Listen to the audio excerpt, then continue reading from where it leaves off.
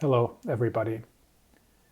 My name is Frank Feltens, Japan Foundation Assistant Curator of Japanese Art at the Freer Gallery of Art and Arthur M. Sackler Gallery, the Smithsonian's National Museum of Asian Art.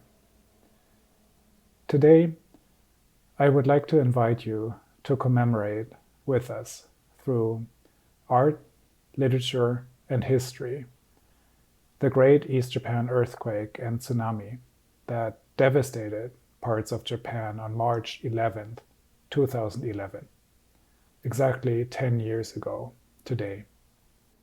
As we honor the many lives that were lost and remember the devastation whose after effects are still felt today, we should also remember the great resilience of the Japanese people and the stunning beauty of the Tohoku region. In times of trouble and uncertainty, works of art can be a beacon of hope and strength. When the earthquake and tsunami struck 10 years ago, the Freer and Sackler quickly installed an exhibition to commemorate the victims. In that small display, this painting here by Tawaraya Sotatsu was chosen to mark one of the Tohoku region's most scenic spots, the Matsushima Islands. Literally called Pine Islands, the cluster of foliated islets off the coast of Sendai in Miyagi Prefecture for centuries have been sung in poetry and beckon travelers from near and far. The famous poet from the late 17th century, Matsuo Basho, took off from Edo to the far north of Japan's Honshu Island, lured by the Elysian call of Matsushima. In the preface of his travel diary, The Narrow Road to the Deep North, the aging Basho writes, quote, "I seem to be possessed by the spirits of wanderlust, and they all but deprived me of my senses. The guardian spirits of the road beckoned, and I could not settle down to work. I patched my torn trousers and changed the cord on my bamboo hat. To strengthen my legs for the journey I had mosha burned on my shins. By then, I could think of nothing but the moon at Matsushima." End quote.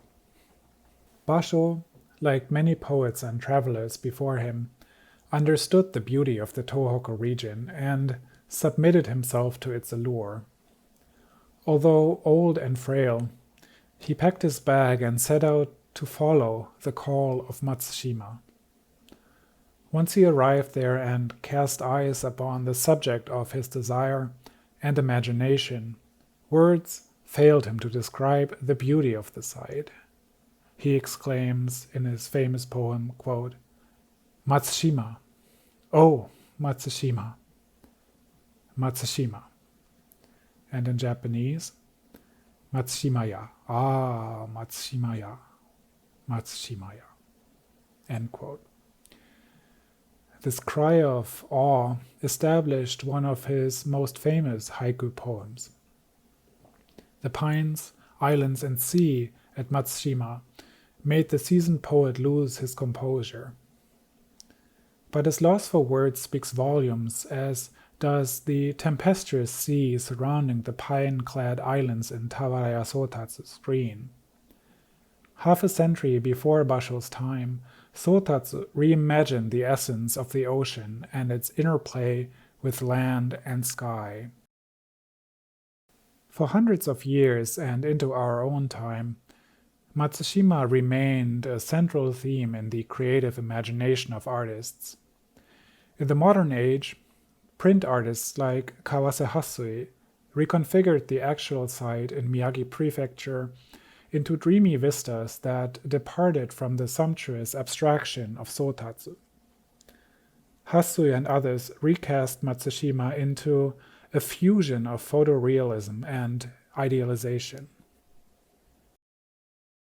The historicity of Matsushima continues to be a part of its artistic manifestations.